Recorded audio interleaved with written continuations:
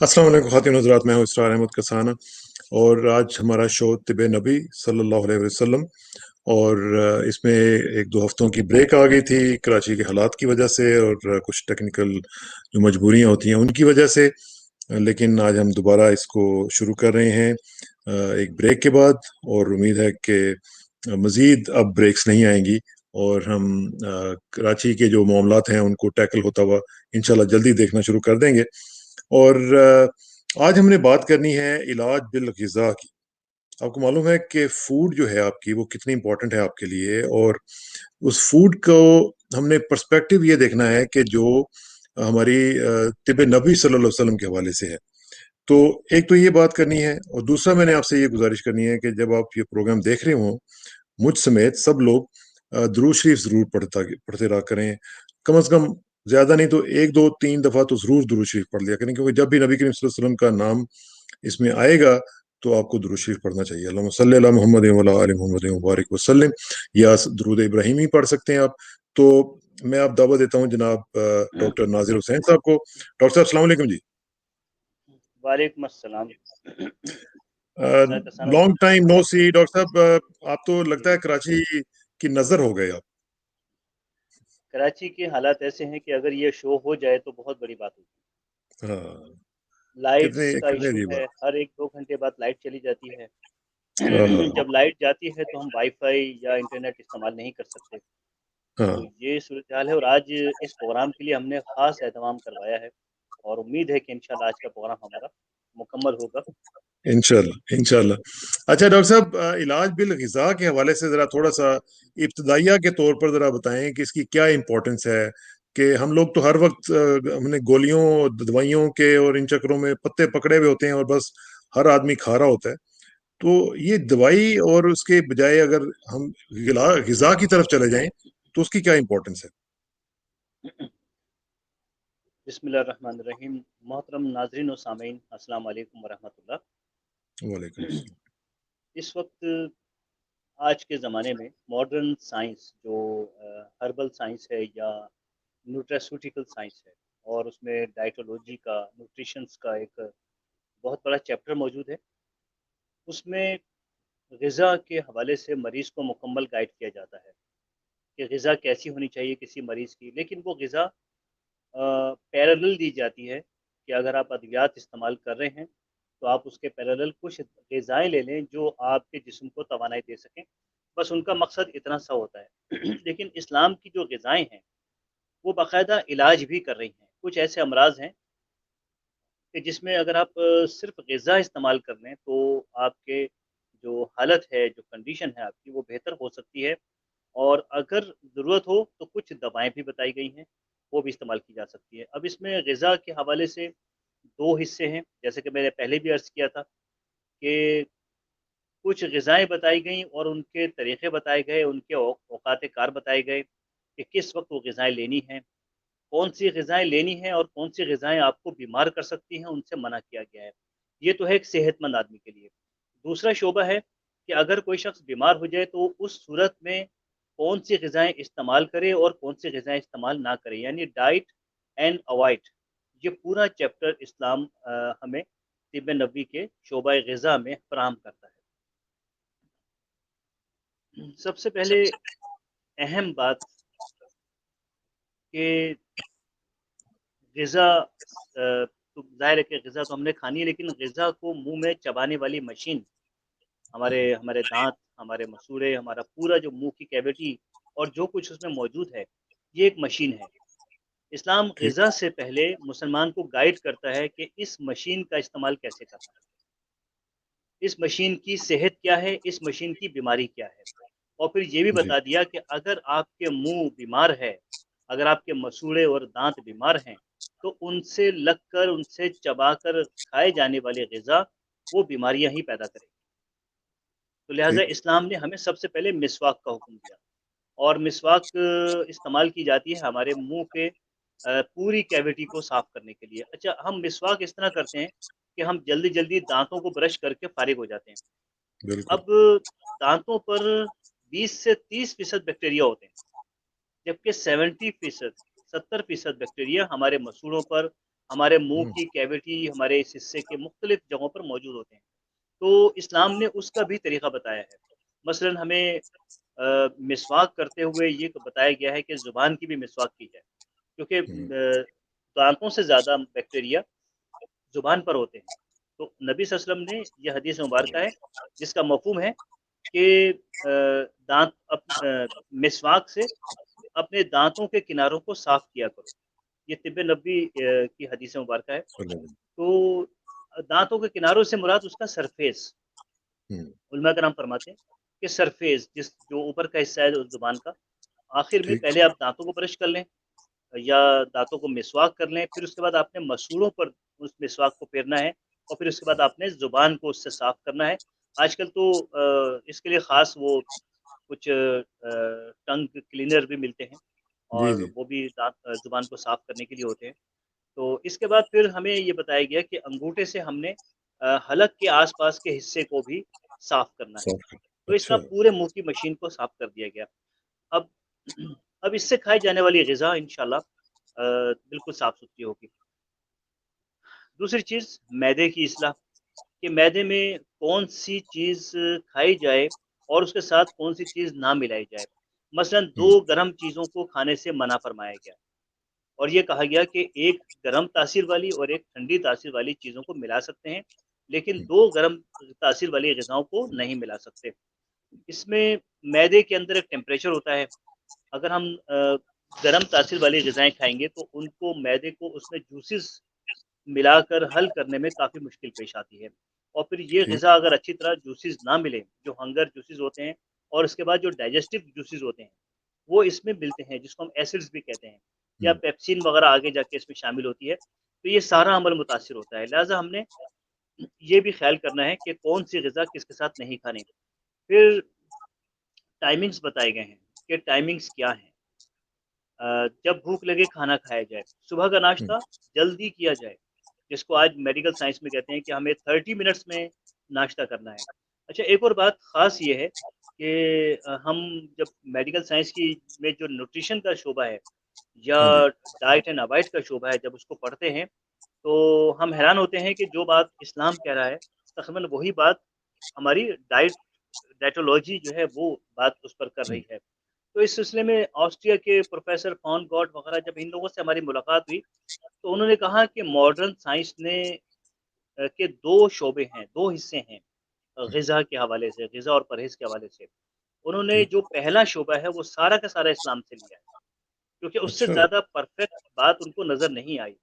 ये ऑस्ट्रिया के में मुझे बात हुई और साथ ही इटली के प्रोफ़ेसर डिडियोस, वो भी अपने हुँ, लेक्चर्स में बरमला कहा करते थे कि हमने तो जो कुछ भी लिया है, वो इस्लाम से लिया है। बड़ी और बात, हमने सिर्फ़ उस पर उसको मॉडिफ़ाई किया है मॉडर्न ज़माने के लिहाज़ से। वरना इस्लाम पूरा एक हमें प्रोसेस दे रहा है, एक पूरा कंप्लीट पैकेज दे रहा है कि ग़िज़ा के हवाले से और अवॉइड के हवाले से।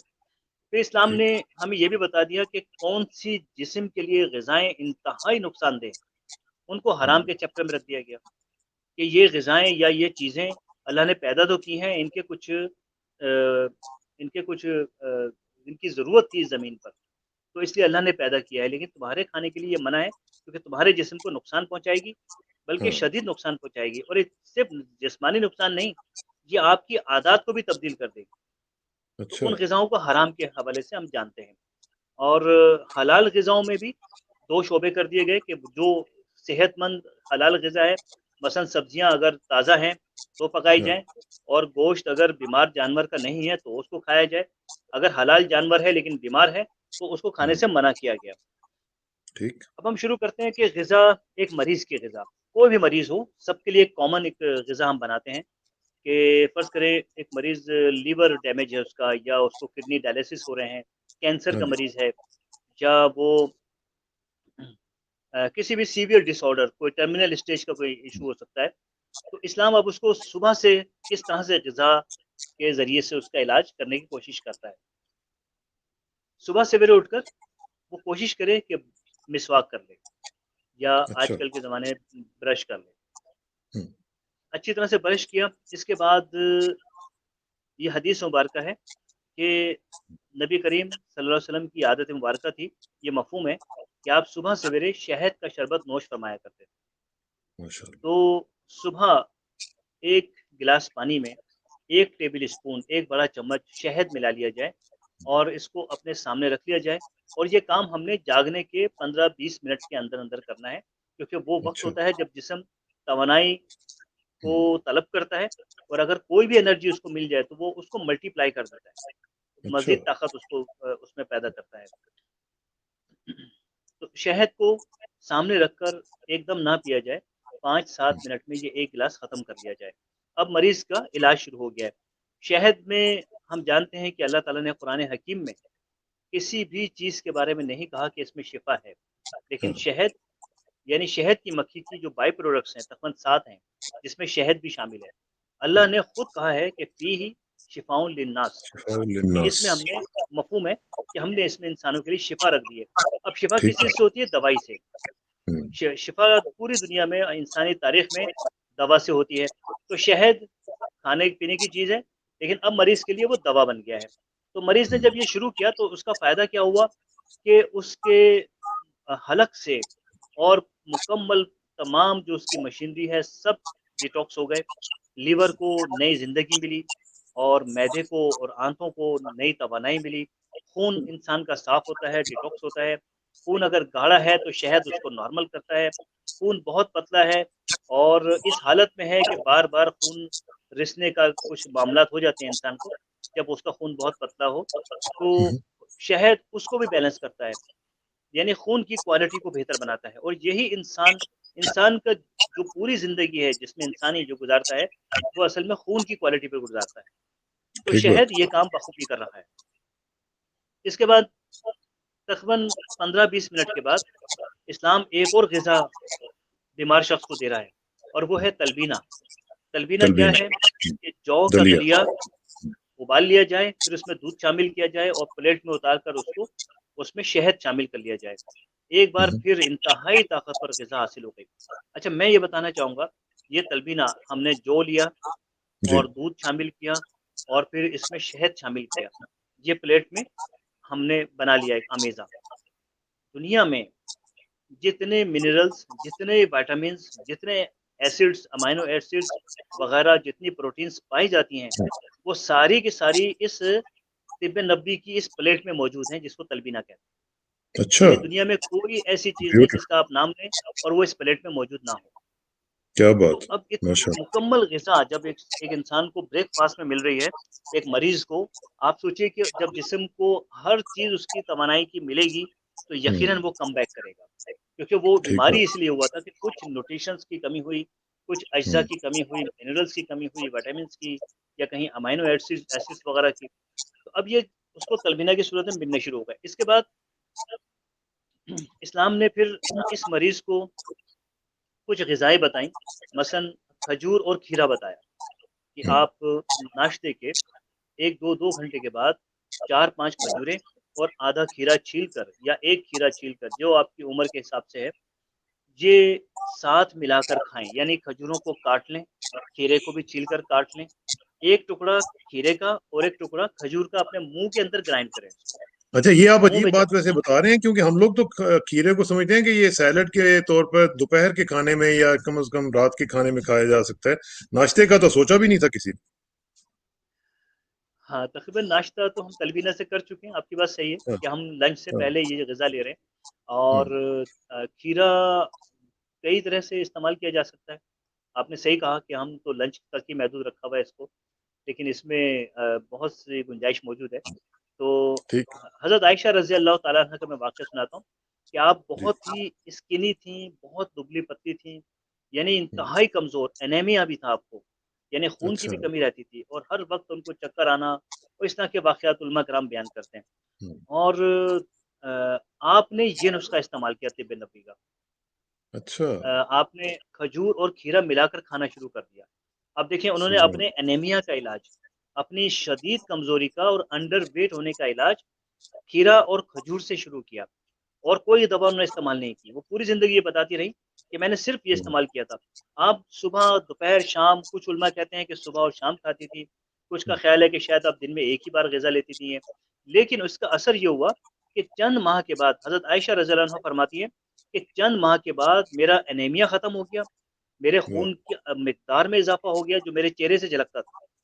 ये मफ़हूम है उनके सुभान वाक़े का और मेरी सेहत बेहतर होती चली गई, मेरे वज़न में इज़ाफ़ा हो गया वाह! और साथ ही मैं वो काम जो कभी नहीं किया मैंने बचपन में, मैंने वो काम करने के काबिल हो गई। घर की सफ़ाई और घर में अपने वालिदैन के साथ वालिदा के साथ हिस्सा लेना, घर के कामों में और मुझे कुछ भी नहीं होता था, ना मुझे चक्कर आते थे। तो इस ग़िज़ा से इतना बड़ा सुभान काम किया गया जिसके लिए आज हम बड़ी-बड़ी ड्रिप्स लगाते हैं और हुँ। मुख्तलिफ जो फेरम की जो चीज़ें हैं, वो तो ड्रिप्स में डॉक्टर साहब शामिल की ये जाती हैं, खजूर के इंजेक्शन साथ मिला के खाना है इसको खीरे को? जी, जी बिल्कुल। इसकी मैं तरकीब बता देता हूँ। अगर कोई शख़्स अनीमिया है अनीमिक है, हुँ, अनीमिया का हुँ, मर्ज़ है यानी खून की कमी है और उसको वज़न भी उसका कम है और इंतहाई कमज़ोरी, शदीद नक़ाहत है, ख़ास तौर से ख़वातीन की मैं बात करूँगा। जी, तो 5 खजूरें, उसका हेड काट दीजिए, उसको काट के घुटनी निकाल लीजिए, इनको पहले धो लीजिए, धोने के बाद ये काम कीजिए और फिर हर हुँ, खजूर के 2 पीस कर लीजिए। एक खीरा लीजिए, उसको हेड एंड टेल काट दीजिए उसकी और उसको छील लीजिए। अब इसके भी तकरीबन 8-10 पीस कर लीजिए। अब ठीक। एक खजूर का टुकड़ा और एक खीरे का टुकड़ा, ये अपने मुँह में रखकर उसको मुँह के अंदर ग्राइंड करना है या मुँह के अंदर चबाना है उसको। वाह! ये इसका तरीका होगा और इसको खाली पेट लिया जाए। यानी अच्छा ये खाली आपने पेट अगर नाश्ता कर लिया है, तो नाश्ते हुँ, के 2-3 घंटे बाद या लंच से पहले अच्छा, तकरीबन ठीक, 1 ठीक, घंटा ठीक। पहले इसको खाया जा सकता है। कुछ लोगों ने मैंने बहुत से मरीज़ों को बताया जब मैं टीवी शो एक कर रहा था, तो हाँ एनीमिया जी, का मौजू था। मैंने जब ये बताया तो बहुत सी ख़वातीन ने इसे नहारमू इस्तेमाल करना शुरू कर दिया अच्छा, और कुछ ख़वातीन ने इसको सुबह भी लिया और मगरिब से पहले जब वो खाली पेट होते हैं तब इस्तेमाल किया। माशाअल्लाह हुँ, सबको फ़ायदा हुआ और मैं अक्सर माशाअल्लाह, ऐसा होता है कि मैं कहीं फ़्लाइट में आना-जाना हो रहा है मेरा या मैं कहीं ऐसे पब्लिक प्लेस पे खड़ा हूँ जो कोई पहचान हाँ, लेते हैं मुझे, तो हाँ। ख़वातीन सबसे ज़्यादा मुझे इस नुस्खे का ज़िक्र करती हैं। कहती हैं आपका ये नुस्खा मैंने कहा मेरा नुस्खा नहीं है तो हज़रत आयशा का नुस्खा है। उन्होंने बयान किया था मैंने तो सिर्फ़ एक बात बताई है आपको। तो उन्होंने कहा कि माशाअल्लाह, इतना फ़ायदा हुआ कि हमारी आँखों की बिनाई वापस आ गई। सुभान अल्लाह, सुभान 4-5 महीने इस्तेमाल किया, तो क्योंकि आँखों में एक्चुअली हमारे ब्लड से उसका ताल्लुक है। जितनी ब्लड हुँ, सर्कुलेशन अच्छी होगी और जितना खून की क्वालिटी अच्छी होगी और जो हमारा हीमोग्लोबिन है जितना बैलेंस होगा, हमारी आँखों को फ़ायदा होगा। तो जब ये इस नुस्खे से माशाअल्लाह, उनका हीमोग्लोबिन वगैरह बैलेंस हुआ, तो उनकी बिनाई बेहतर होती चली गई। सुभान अल्लाह, तो इसके बाद हम लंच की तरफ आते हैं। हुँ, नबी सल्लल्लाहु अलैहि वसल्लम ने इरशाद फरमाया जिसका मफ़हूम है कि तरबूज़ के बारे में बताया। तरबूज़ एक मिसाल के तौर पे पेश किया फ्रूट के हुँ, अन फ्रूट फ्रूट के इरा में ठीक, से कि फ्रूट को यानी तरबूज़ को खाने से पहले खाया करो। अच्छा आजकल अच्छा, मसला तरबूज़ है बल्कि कनाडा और अमेरिका में तो मैंने अक्सर सुना है, जैसे हम यूरोप में भी देखते थे सारा साल ही तरबूज़ मिलता था। हाँ, अब वो हाँ, मौसम वाली बात तो ख़त्म हो चुकी है वहाँ पर। अच्छा मलेशिया में मैंने ये देखा कि वो जूस तंबीकाई के नाम से वहाँ मिलता है, पूरा साल आप जूस पी सकते हैं तरबूज़ का। ये तरबूज़ इतनी शानदार चीज़ है कि अगर आप खाने से पहले इस तरबूज़ को खा लें, तो मरीज़ की एक सुभान तरह से आँखें खुल जाती हैं। यानी खाने से अच्छा, आधा घंटा पहले आप तकरीबन 200 ग्राम यानी आधा 1 पाव और के करीब तरबूज़ खा लीजिए। हुँ, तो तरबूज़ एक तो बदन के अंदर हरारत पैदा करता है।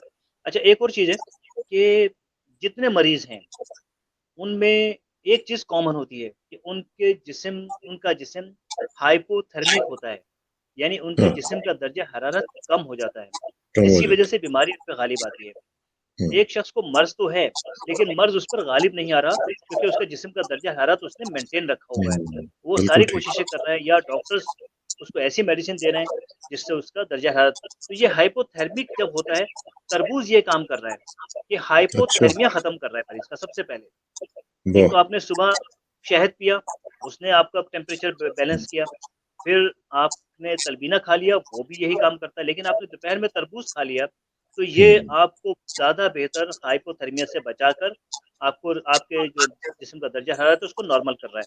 फिर आपने आधे घंटे बाद खाना खा लिया। अब खाने के बारे में बताया गया है कि बुखारी की हदीस मुबारक है कि फरमाया नबी करीम सल्लल्लाहु अलैहि वसल्लम सल्लल्लाहु ने, इसका मफ़हूम है कि शरीर खानों का सरदार है। एक और जगह इन्होंने मफ़हूमन लिखा है कि गालिबन ये हदीस भी है कि हुँ, शरीर दुनिया और आखिरत के सारे खानों का सरदार है। आहा! तो सुभान अब शरीर क्या चीज़ है? ये शरीर हुँ, कोई भी मरीज़ हो, वो तलबीना इस्तेमाल करें। पहले शहद, तलबीना, खीरा और खजूर, अब तरबूज़, और तरबूज़ के बाद हम आ गए हैं सरीद पर। सरीद इतना ताकतवर खाना है कि खाते-खाते इंसान को ये महसूस हो जाता है कि वो खाना नहीं खा रहा, उसके जिस्म में एनर्जी आ रही है। यानी हर लुक़मे पर हाँ, उसको महसूस होगा। अब कैसे बनाया जाता है? बहुत ही आसान सा तरीका है। हम्म, जो भी आपने सालन बनाया है, जी हाँ, उसमें मरीज़ को ज़रा गोश्त दीजिए जो हल्का, जैसे कि मटन है, मटन में भी जी, कैटेगरीज़ हैं। एक होता है ठीक, बड़ी उम्र का बकरा है हम्म, और बकरी है, छोटी उम्र के बकरी इस्तेमाल करें इनके लिए, या फिर आप देसी मुर्गी को इस्तेमाल करते हैं, तो आप उसको शोरबेदार बनाइए, जौ की रोटी हो या जौ और गंदुम की मिली हुई रोटी बनाई जाए और इसको चूर के शोरबे में, और इसको ढक कर डाल 10 दिया, मिनट के लिए रख दिया जाए। अच्छा, 10 मिनट के अंदर ये एक सरीद की शक्ल तैयार हो जाएगी, जिसको नबी सल्लल्लाहु अलैहि वसल्लम ने फरमाया कि दुनिया और आखिरत के खानों का सरदार है। अब इसको सुभान आप मरीज़ जब खाएगा, आप कभी इंशाल्लाह इसहाक हसन साहब आप भी ट्राई कीजिएगा। मैंने जब इस हदीस को सुना, तो मैं अक्सर, मेरा मेरा वज़न बहुत कम था उस ज़माने में, मैं जब ऑस्ट्रिया में होता था, तो उस वक़्त मेरा वज़न 65-66 पे रहता था। मैं इस वक़्त अच्छा, 75 के करीब हूँ। तो और मुझे हर वक़्त नकाहत आई, क्योंकि काम बहुत ज़्यादा था वहाँ पर। हाँ, हाँ, तो उसकी वजह से हॉस्पिटल के जो काम होते हैं, आपको पता है मरीज़ों के साथ बहुत ज़्यादा बहुत, काम होते हैं, और वहाँ सर्दी से भी फ़ाइट करनी होती है, क्योंकि मैं ग्लेशियर पे था। अ, अच्छा, मैंने पिछली बार भी बताया था कि ऑस्ट्रिया का, हाँ, यूरोप का सबसे बड़ा ग्लेशियर वो ऑस्ट्रिया के शहर इंसब्रुक में है, और मैं उस ग्लेशियर के बिल्कुल साथ हॉस्पिटल में मेरी सर्विस रही कई साल। तो मैं सर्दी से फ़ाइट नहीं कर पाता। जब मैंने ये हदीस मुबारका पढ़ी, तो मैंने सरीद बनाकर खाना शुरू कर दिया। मेरे ख़्याल में, मुझे याद है अच्छी तरह कि 10 दिन नहीं गुज़रे थे कि मैं सर्दी से भी फ़ाइट कर रहा था, और मैं एनर्जी भी मुझ में आ गई, पहले से ज़्यादा मैंने काम शुरू कर दिए। क्या तो बात इसलिए सरीद मरीज़ लाज़मी खाए, ये दवा है। मैं समझता हूँ कि जितनी दवाएँ दुनिया में मौजूद हैं, है, इससे बड़ी दवा बतौर ग़िज़ा मौजूद नहीं है, सुभान अल्लाह, पूरी दुनिया के अंदर। सुभान और इसको प्रोफ़ेसर फ़ान गॉड इतना पसंद फ़रमाया करते थे कि उनकी सारी ज़िंदगी सरीद खाते हुए गुज़री। और ये अल्लाह, वजह वाह, थी कि वो बुढ़ापे को पहुँचे, लेकिन आप कह नहीं सकते थे कि इनकी एज 60 साल है, ये क्या, वो कहते थे ये सरीद की वजह से है। मैं आज जवान नज़र वाह, आता हूँ बिल्कुल, क्योंकि मुझे एनर्जी पहुँच रही है, मेरे एक-एक सेल को एनर्जी पहुँच रही है। ये उनके ख़ास बात थी। तो ये जो सरीद है, ये मरीज़ के अलावा भी रेगुलर लेवल पे भी आप डेली खा सकते हैं?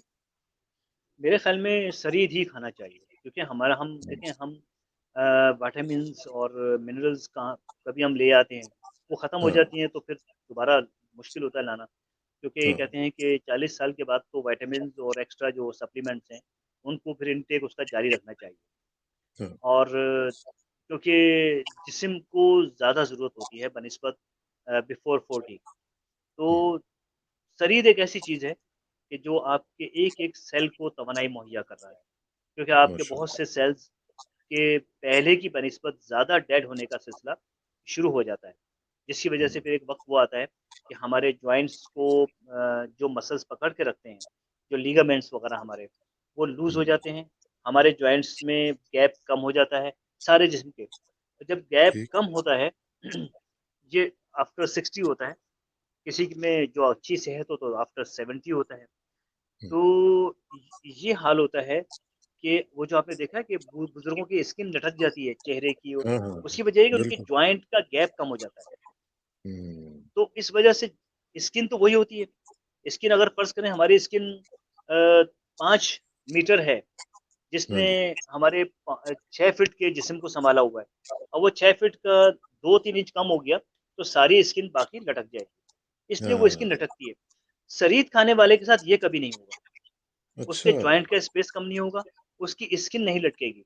वरना आपने देखा है कि बुढ़ापे में लोगों को सबसे पहले यहाँ से शुरू होता है बुढ़ापा, गर्दन से। हाँ, हाँ, गर्दन पर हाँ, झुर्रियाँ और ऐसे रिंकल्स पड़ जाते हैं कि देखने हाँ, वाला दूर से अंदाज़ा उम्र का लगा लेता है, चेहरा चाहे कैसे ही टाइट क्यों ना हो। अब अच्छा, तो हाँ, वो गर्दन वाला इश्यू नहीं आएगा। सरीद इसलिए हमें खाना चाहिए, और साथ ही मरीज़ों को सरीद इस्तेमाल कराया जाए। हुँ। इसमें मैंने तो बता दिया इसमें कि इसमें चिकन, इसमें डॉक्टर साहब एक चीज़ ज़रा क्लैरिफ़ाई कर दें कि गोश्त इसमें सिर्फ़ आप मटन रख सकते हैं या कोई और गोश्त भी हो सकता है इसमें? इसमें फ़ार्मी चिकन ना हो बस, हुँ। हलाल अब तो वहाँ जानवर पे रखें। पाकिस्तान में तो है ही, हर जगह पे फार्मी ही होता है, अब तो वो देसी वाला तो काम ही कोई नहीं है। अच्छा, जब से मैंने भी प्रोग्राम किए, कुछ और डॉक्टर्स भी आए हुँ, हमारे टीवी चैनल्स पर, और हमने कुछ एक ग्रुप भी बना लिया था डॉक्टर्स का पाकिस्तान में, हुँ, जो हुँ, फार्मी चिकन के नुकसानात से आगाह करता रहता है। तो हाँ, पाकिस्तान में मैं कराची की बात करूँगा, कराची में ख़ास तौर से एक ट्रेंड शुरू हुआ है कि आपको जगह-जगह फार्मी चिकन की दुकानों पर अब देसी मुर्गे भी नज़र आने लगे। अच्छा, फार्मी चिकन होती है ₹300 किलो, वो हुँ, ₹600 किलो। लेकिन वो उसने ब मैंने 1-2 बार पूछा, तो उसने बताया कि ठीक, नहीं, देसी मुर्गी की भी डिमांड आना शुरू हो गई है। इसका मतलब हुँ, है लोग हेल्थ कॉन्शियस होना शुरू हो गए हैं। तो हाँ, फार्मी चिकन की बजाय हम देसी मुर्गी इस्तेमाल कर लें शरीर में, मटन इस्तेमाल कर लें, हम फिश इस्तेमाल कर सकते हैं। फिश लेकिन की तो बीफ बहुत नहीं, सारी इकसाम होती हैं। बीफ नहीं होना चाहिए? बीफ बीफ का फ़ायदा नहीं है। नबी सल्लल्लाहु अलैहि वसल्लम ने इरशाद हाँ, फरमाया, चलो, ये बुखारी की हदीस मुबारका है जिसका मफ़हूम है कि गाय का गोश्त गाय के गोश्त में बीमारी है, इसके दूध में शिफ़ा है, इसका मक्खन मुफ़ीद दवाई है। अच्छा, तो मैं एक बात ये कहता हूँ मुसलमानों से कि हुँ, जब आपके नबी ने ये कह दिया कि गाय के गोश्त में हाँ, बीमारी है, अब दुनिया की कोई ताकत उसमें सेहत पैदा नहीं कर सकती। आप जब गाय का हाँ, गोश्त खा रहे हैं, तो ये समझ लीजिए कि आप बीमारी खा रहे हैं, क्योंकि नबी ने फरमा दिया हुँ, कि गाय के गोश्त में सुभान बीमारी अल्लाह, है। अच्छा, सल्लल्लाहु ये गाय के गोश्त वाला मैं वाक़या आपको सुनाऊँ कि मैंने आज से कोई 5-6 साल पहले ये प्रोग्राम किया था कि गाय के हुँ, गोश्त में बीमारी है और मैंने कहा था कि ये मुसलमानों को गाय नहीं खानी चाहिए। फिर मैंने इंडिया की मिसाल दी थी कि इंडिया में मुसलमान ये गोश्त खाते हैं और हुँ, उसके बाद वो झगड़ते भी हैं हिंदुओं के हाँ, साथ हाँ, ज़िबह करने पर कि हमें गाय ज़िबह, वो कहते हैं हमारी गौ माता है, इज़्ज़त करो। वो कहते हैं हमें खाना है। तो इस्लाम में गाय खाने का कोई तसव्वुर मौजूद नहीं है। हुँ, मजबूरी में उस गाय को खा सकते हैं जिसने अभी दूध नहीं दिया, अच्छा, जिसको हम बछिया कहते हैं। हाँ, बछिया हाँ, की इजाज़त दी गई है। दूध देने वाली गाय, क्योंकि हमें दूध हासिल करना है एक्चुअली। उसकी हुँ, दूध एक दवा के तौर पे बताया गया है कि नबी सल्लल्लाहु अलैहि वसल्लम ने फरमाया कि उसके दूध सही, में शिफ़ा है। शिफ़ा किससे होती है? मेडिसिन से। तो दूध एक हुँ, मेडिसिन है, वो दूध दे रही है, उसको ज़िबा ना करो। तो इस पर ये हुआ कि मेरे रिश्तेदार इंडिया में रहते हैं। उन्होंने कहा कि ये तुम्हारी ये वीडियो का किसी ने हिंदू ने क्लिप ले लिया कहीं से और हुँ, उसने इतना फैलाया इंडिया के अंदर कि देखो मुसलमानों, तुम्हारा इस्लाम तुम्हें मना कर रहा है गाय खाने से। और हाँ, तुम लोग गाय खा रहे हो और तुम फाइट भी होती है, झगड़े होते हैं, बहुत कुछ। और ये हकीकत है। मैं समझता हूँ हाँ, इंडिया के मुसलमानों को या कहीं के मुसलमानों को ये काम नहीं करना नहीं चाहिए खानी, कि जिस चीज़ को इस्लाम भी पसंद नहीं कर रहा, उस पर हम किसी फाइट में जाएँ, किसी झगड़े में जाएँ और कोई हुँ, फ़साद उसकी वजह से पैदा हो। तो मैं आज भी आपके प्रोग्राम के तवज्जुह से भी इंडिया वालों को ये कहूँगा कि भाई, गाय ठीक, खाना इस्लाम में नापसंदीदा है। इसको ना खाया नापसंदीदा है, जाए। आप दूसरे जानवर हैं, उन पे खा लें, उन पर कोई आपके साथ ऐतराज़ भी नहीं है किसी को। हाँ, तो गाय का गोश्त एक तो हज़म ही नहीं होता। गाय के हुँ, गोश्त से जो खून पैदा होगा, वो इम्प्योर ब्लड होगा, इम्प्योर होगा वो। उसमें कोई अच्छा, क्वालिटी नहीं होगी, वो बल्कि फ़साद के नाम से हमारे हकीम आज़ाद कहते हैं कि खून में फ़साद अच्छा, पैदा करता है, यानी इम्प्योर करता है, उसको टॉक्सिक करता हुँ, है खून को। तो गाय के गोश्त से परहेज़ करना चाहिए, फ़ार्मी चिकन से परहेज़ हो, फ़ार्मी अंडों से परहेज़ हो, ये तो हमारे परहेज़ ठीक, हो गए। एक और चीज़, एक नबी करीम सल्लल्लाहु अलैहि वसल्लम एक सल्लल्लाहु ये मफ़हूम है वाक़े का, एक बुज़ुर्ग औरत ने, साहबिया ने रज़ी अल्लाहु अन्हा, उन्होंने नबी सल्लल्लाहु अलैहि वसल्लम हुँ, की और असहाब की दावत की। आप उनकी दावत में गए हुँ, और बहुत अच्छी-अच्छी चीज़ें वहाँ बनी हुई थी, मटन के हवाले से, ऊँट, बल्कि ऊँट हम लोग नहीं खाते। हुँ, मेरे ख़्याल में हाँ, सबसे बेहतरीन गोश्त ऊँट का होता है। तो अच्छा, ये चीज़ें वहाँ गालिबन थी, लेकिन जो उन्होंने पराठे बनाए, वो ख़ालिस मैदे के पराठे बनाए। हुँ, अब इंतहाई ज़ईफ़ ख़ातून हैं, जिनके बारे में मैं अलीम दीन से पूछा, उन्होंने कहा वो 70 इयर्स की थी शायद। अच्छा, उन्होंने अपने हाथ से बनाया और शायद 1-2 ख़ादिमीन भी थे कि नबी सल्लल्लाहु अलैहि वसल्लम आ रहे हैं तो मेरे हाथ के खाने सुभान खाएँगे, मैं अपने हाथ से बनाऊँगी पराठे भी।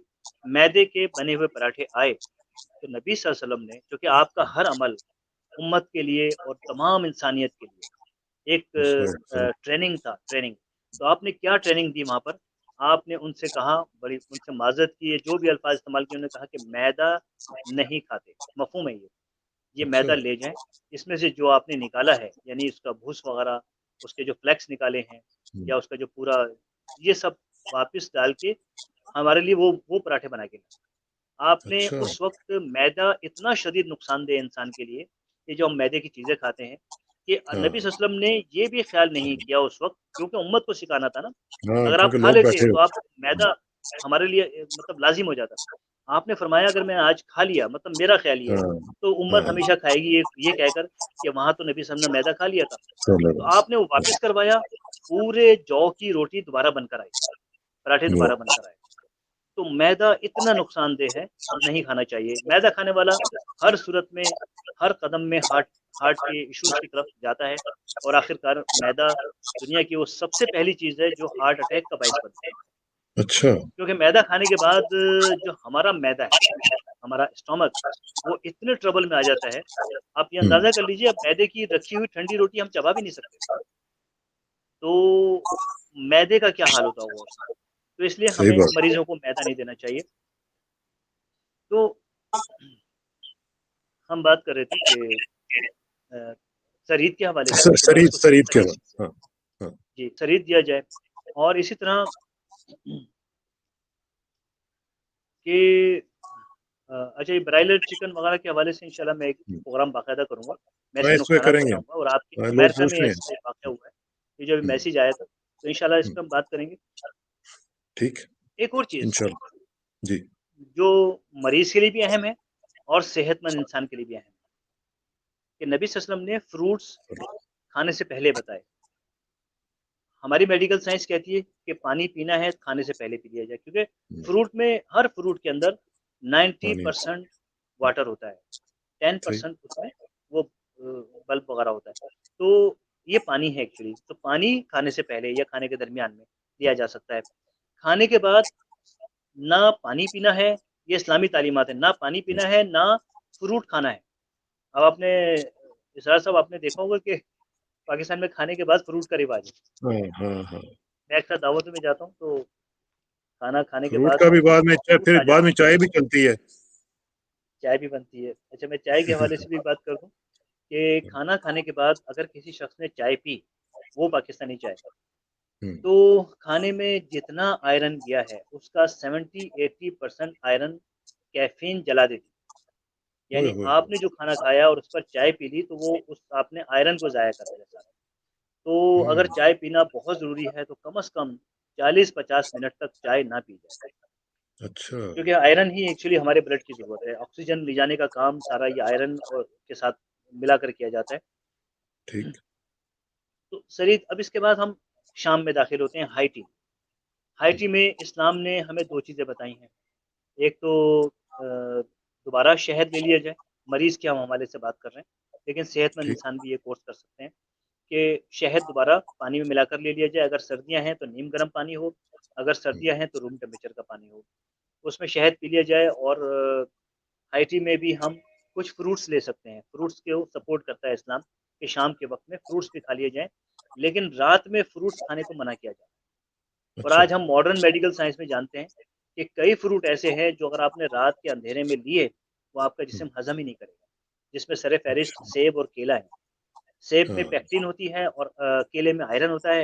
ये दोनों चीज़ें रात के वक़्त हज़म नहीं होती। तो ठीक, अ, ये चीज़ें हमें इस्तेमाल नहीं करनी चाहिए। हमें कोशिश करें कि दिन की रोशनी में जितना फ्रूट खा सकते हैं, खा लें और फिर रात में उसको हम अवॉइड करें। ठीक, ठीक। मरीज़ के हवाले से एक और चीज़ है नबीज़। नबी सल्लल्लाहु अलैहि वसल्लम ने खजूर की नबीज़ हुँ, पी हुँ, और मुनक्का की नबीज़ पी और एक और चीज़ है गूगल के नाम से हमारे यहाँ मिलती है, उसकी नबीज़ पी। लेकिन हम बात करेंगे खजूर की और मुनक्का की नबीज़ की, हुँ। कि ये हदीस मुबारक है नबी तिब्बे नबी नबवी में। नबीज़ का ज़रा थोड़ा-सा बता देंगे, नबीज़ है क्या? जी, जी मैं नबीज़ बिल्कुल। नबीज़ के बारे में ये हदीस मुबारक है कि नबी सल्लल्लाहु अलैहि वसल्लम के लिए हुँ, खजूरें रात पानी में या मफ़हूम है, खजूरें रात पानी में भिगो दी जाती, ढक कर रख दी जाती और सुबह नबी सल्लल्लाहु अलैहि वसल्लम उस पानी को पी लिया करते। अब अच्छा, इसका तरीक़ा क्या है? ये क्या है, ये अल्कलाइन वाटर की एक शक्ल है। आज हम जो एसिडिक हमारे खाने हाँ, ऐसे हैं, ख़ास तौर से हम इंडिया और पाकिस्तान और बांग्लादेश की मैं बात करूँगा। हमारे खानों में मिर्च मसालों की इतनी बड़ी तादाद होती है जो हमारे बहुत, जिस्म बहुत। में एसिडिक माहौल पैदा कर देती है।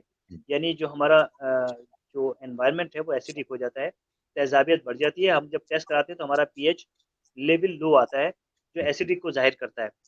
तो इसमें रात तकरीबन 5 खजूरें, हुँ, उनका उनको धो लिया जाए, ऊपर से हेड उतार दिया जाए और काट कर उसकी गुठली बाहर निकाल दी जाए, उसका जो कैर्न हुँ, है वो बाहर निकाल दिया जाए।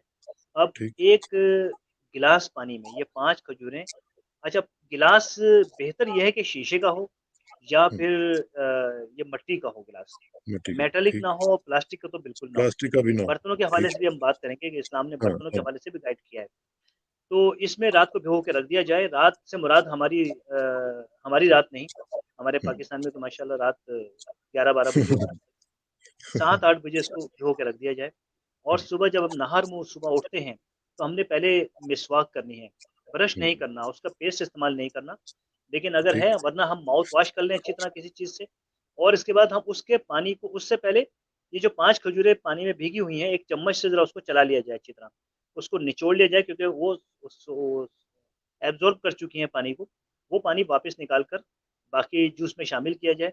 इसे 3-4 मिनट में हमने ख़त्म करना है, इस नबीज़ के पानी को।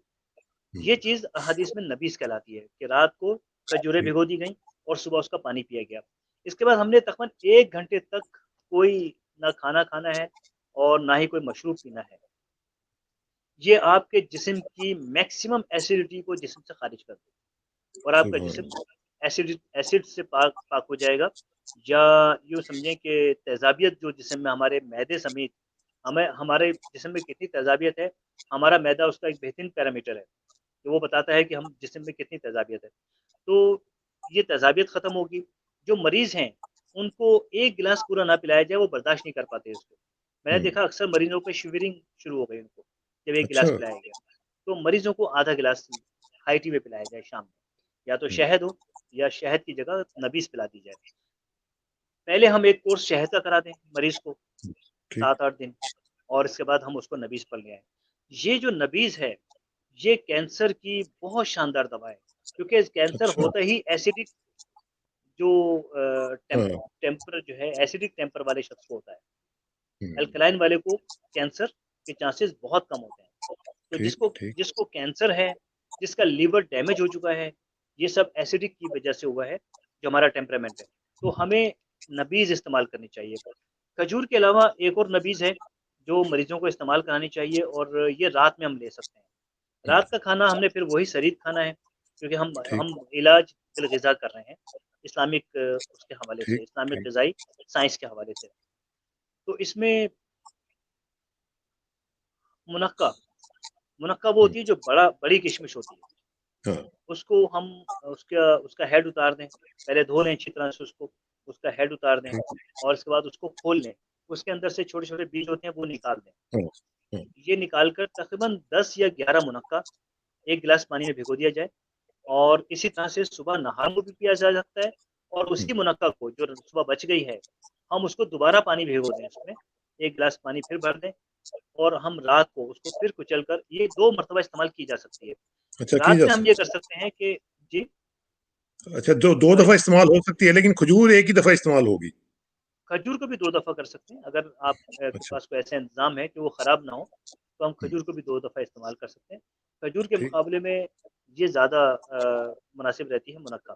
ठीक, ठीक। तो ये नबीज़ हैं, ये बहुत बड़ी दवा है। अगर आपने बीमार इंसान के जिस्म को उसके पीएच को नॉर्मल कर दिया, तो आधा हाँ मर्ज़ जी, तो यहीं ख़त्म हो। तो इलाज वाह! बिल-ग़िज़ा में नबीज़ के ज़रिए से हम पीएच को नॉर्मल कर रहे हैं, जो कि जिसके लिए ठीक, हमारे पास साइंस में मेडिकल साइंस में ख़ास तौर से एलोपैथिक में बहुत अच्छी कोशिश की जाती है। उनके पास बहुत सारी दवाएँ हैं, लेकिन वो आपको बतौर दवा लेनी होती है। वो जब आप हाँ, अल्कलाइन करने वाली दवाएँ खाते हैं या सिरप पीते हैं, तो वो आपके हैवी गुज़रता है, बहुत ज़्यादा भारीपन पैदा करता है मैदे पर, आंतों पर, बाज़ औक़ात उससे पेट में भी दर्द होता है, तबीयत आपकी निढाल हो जाती है। हाँ, जबकि सही बात नबीज़ है। पीते-पीते ही आपको महसूस होगा कि आप अपने आप को लाइट महसूस कर रहे हैं, हल्का-फुल्का महसूस कर रहे हैं। तो तो फिर ये ये जो कमाल शरीद है। है, डॉक्टर साहब शरीद और नबीज़ दोनों आप डेली खा सकते हैं, पी सकते हैं? अच्छा, इसमें इसमें एक चीज़ है कि मरीज़ को तो ज़ाहिर है कि मरीज़ ने हमेशा तो हुँ, मरीज़ नहीं रहना। 1 महीने हाँ, की बात है, 15-20 दिन की, 2 महीने की। इनको तो रोज़ाना खिलाया जाए बदल-बदल कर। 10 दिन ठीक, शहद पिला दीजिए सुबह और शाम। फिर 10 दिन खजूर की नबिज़ पिला दीजिए। हुँ, फिर 10 दिन मुनक्का की नबिज़ पिला दीजिए। फिर दोबारा ठीक, वापस हम शहद इस तरह से हम ये करते रहें।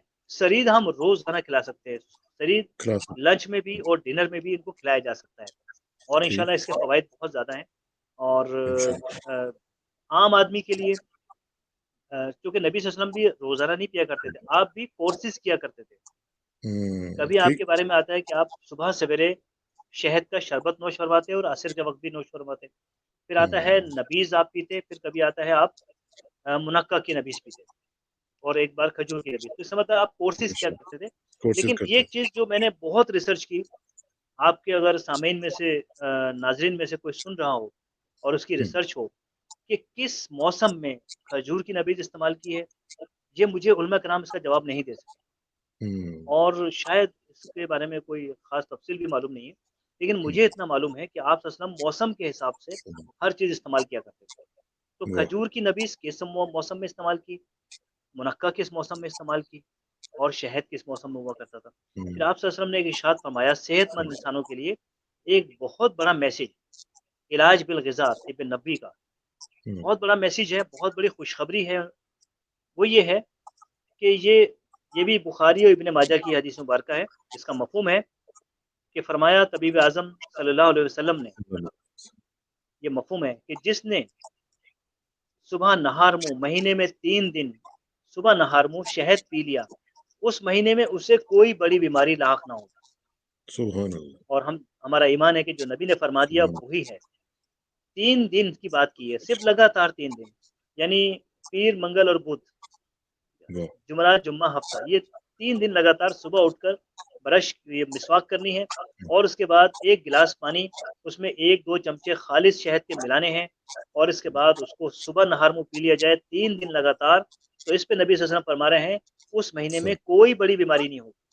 और हम सुभान जानते हैं कि असल बीमारियों का जो इश्यू है, वो बड़ी बीमारियों का है। छोटी-छोटी बीमारियाँ तो हाँ, वैसे भी वो तो कहते हैं होते हैं। इंसान के ठीक, इम्यून सिस्टम को बेहतर बनाने के लिए होनी चाहिए। बेहतर बनाने मसलन ठीक फ़ीवर हो बात गया, उसको है। फ्लू हो गया या उसको कफ़ हो गई और इस तरह से ये छोटे-छोटे अमराज़ तो होते रहने ही चाहिए कि वो उसके लिए इम्यून बूस्टिंग के लिए बहुत अच्छे हैं। ठीक बात है। तो इसका एहतमाम हमें करना चाहिए। और इसरार कसाना साहब, वो आपकी बात माशाल्लाह जो आप फरमाते हैं, मैंने आपसे भी कुछ सीखा है इसमें माशाल्लाह, बहुत अहम वाह! पॉइंट कि जो भी हम काम करें, हम ये सोचकर तो करें कि ये इससे हमें फ़ायदा हासिल होगा, वो तो हमारे यकीन का हिस्सा है। इंशाअल्लाह, लेकिन हम इंशाअल्लाह, ये सोच लें ज़रा-सा, ये नियत कर लें कि मेरे नबी ने फरमाया है तो मैं कर रहा हूँ। सुभान जब बेशक, हम इस बात को लेके चलेंगे तो इसका रूहानी और जिस्मानी दोनों पहलू इसमें शामिल हो गए। रूहानी में इंशाअल्लाह, अल्लाह ताला उसको खुसूसी बरकत, सवाब, हदीस पे अमल करने का सवाब, सुन्नत हाँ, रसूल पर अमल करने का सवाब, हाँ, ये मुसलमान को मिलेगा और जिस्मानी फ़वाइद तो कहीं नहीं गए। तो एक बुज़ुर्ग बेशक, मुझे कह रहे थे कि जो शख़्स ये नियत करके इन चीज़ों को, तिब्बे नबी की चीज़ों को इस्तेमाल करेगा, तो वो खाना, वो ग़िज़ा, वो आदत उसके जिस्म को नहीं, उसकी रूह को भी फ़ौरी तौर से उसका फ़ायदा बिल्कुल पहुँचेगा। ठीक है, बिल्कुल ठीक बात। तो अब अल्लाह हम ताला आते हैं कि कबूल कर ले। अब इसमें मेरा ख़्याल है कि हमें ये इतना ज़्यादा लंबा टॉपिक है कि मेरा ख़्याल है कि हमें पार्ट 2 करना पड़ेगा इसका। जस्ट हमें इसका पार्ट 2 एब्सोल्यूटली करना पड़ेगा क्योंकि इतना कुछ जो है ये इसको हज़म करना जो है ना ये हमारे नाज़रीन के लिए भी मेरा ख़्याल है मुश्किल हो जाएगा। तो मेरा ख़्याल है कि इस पे हम एक और प्रोग्राम करते हैं और अभी भी टाइम भी चूँकि काफ़ी हो गया है, तो मैं समझता हूँ कि जो हमारा नेक्स्ट टॉपिक होगा, उसमें हम ग़िज़ा को साथ-साथ रखेंगे और साथ-साथ हम अपनी जो दूसरे टॉपिक्स हैं, उनको भी साथ-साथ रखेंगे क्योंकि ये डॉक्टर साहब बेसिकली जो आप काम कर रहे हैं, ये एक लाइफ़स्टाइल को चेंज करने की आप बात कर रहे हैं, जो कि हमारा ओवर द ईयर्स एक बहुत जिसको कहते हैं ना एक स्ट्रॉन्ग एक लाइफ़स्टाइल बन चुका है, उसको चेंज करवाना बहुत ज़रूरी है। तो उसमें आपकी इंशाल्लाह हमारी मदद होगी आपके साथ तो इंशाल्लाह वो होता रहेगा और मैं मुझे इसरार यकीन कसाना है साहब, आपके प्रोग्राम के हवाले से एक आखिरी बात भी अर्ज़ करना चाहूँगा जी कि प्लीज़। तमाम इंसान हैं, जो ज़मीन पे बसते हैं, सारे इंसान हैं, सबसे हमें मोहब्बत करनी है, हमें सबका एहतराम करना है, हर शख़्स के अक़ाइद की, जहाँ बेशक। इस्लाम कहता है, उनके अक़ीदे तक का एहतराम करो।